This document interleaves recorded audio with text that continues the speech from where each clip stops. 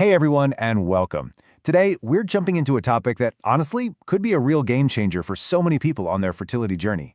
We're talking about the connection between your immune system, autoimmune issues, and IVF success. So, let's dive right in.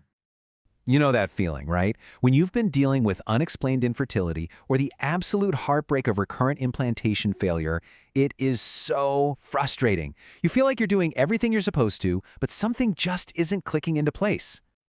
Well, that feeling of being stuck is exactly what we're going to tackle today. We're going to look at a part of the body you might never have thought was involved in fertility, but it might just hold the very answers you've been searching for. Okay, so let's introduce the main character in our story today, your immune system. And believe me, it does a lot more than just fight off colds.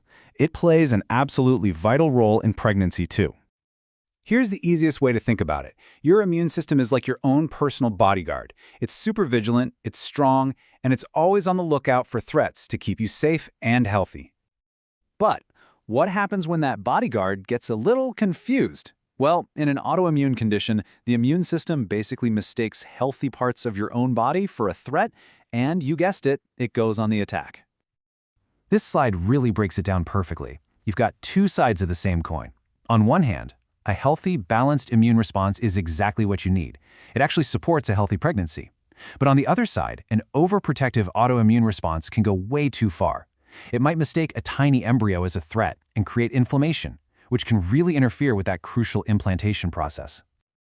So, if we think our bodyguard might be a little overzealous, how do we find out for sure? How do we start investigating and uncovering the clues that tell us what's really going on? Well, the investigation zeroes in on a few key players. You can think of these as our usual suspects. You might have heard of some of them like natural killer cells, which can sometimes be a bit too aggressive, or certain antibodies and blood clotting issues that can get in the way of a healthy pregnancy. Let's take a closer look at what the tests are actually looking for. This chart is fantastic because it connects the dots. So you have the NK cell activity test.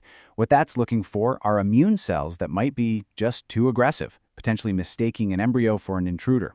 Then there's the APA panel, which checks for antibodies that can cause tiny blood clots, and those can block vital blood flow to the uterus. The ANA test is more of a broad screen for inflammation, and the thrombophilia screen checks for genetic clotting issues. Each one gives us a really unique piece of the puzzle. And listen, this part is so important to hear. Getting a positive result on one of these tests can feel really scary. I get it. But it is not a final verdict. In fact, it's the opposite. It's an answer.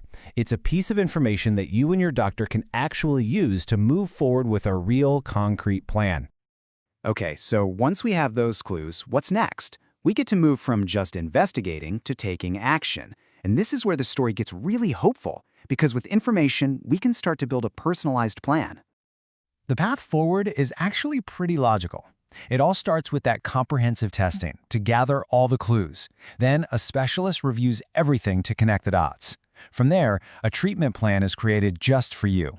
And finally, there's close monitoring to make any little adjustments along the way. It's a clear, manageable process. And the great news is, there are a lot of tools in the toolkit to help manage these things. Depending on what your tests show, a plan might include medications to help calm the immune system, things like corticosteroids, or maybe blood thinners, like low-dose aspirin to improve blood flow. Sometimes it's about getting thyroid function just right, or even planning a freeze-all cycle to give your body the best possible environment for an embryo. And the key takeaway here really is personalization. This is not about some one-size-fits-all protocol that everyone gets. It's all about listening to what your body is telling us through these tests and then creating a supportive plan that is just for you and your journey. Which brings us to our final section, a hopeful path forward, because uncovering these issues isn't about finding problems, it's about finding solutions. This quote just says it all, doesn't it? A positive test result doesn't mean the door is closed. It's actually the key that helps your specialist unlock a personalized plan that's designed for your success. So if you've been searching for that missing piece of your puzzle, please remember this. Discovering an immune-related factor isn't a roadblock. For so many people, it is the breakthrough.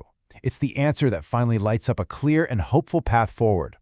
Okay, before we wrap up, it's incredibly important to remember that this explainer is for informational and educational purposes only. It is not a substitute for professional medical advice. For any medical questions or decisions, please always consult with your doctor or fertility specialist. For those who want to continue their learning journey, you can find lots of great information about the whole IVF process over at ivfforme.com. And finally, I'll leave you with this thought. Now that you have this potential clue, what is the very next question you want to ask your fertility team? Because having the right questions is so often the first step toward getting the right answers. Thanks so much for watching.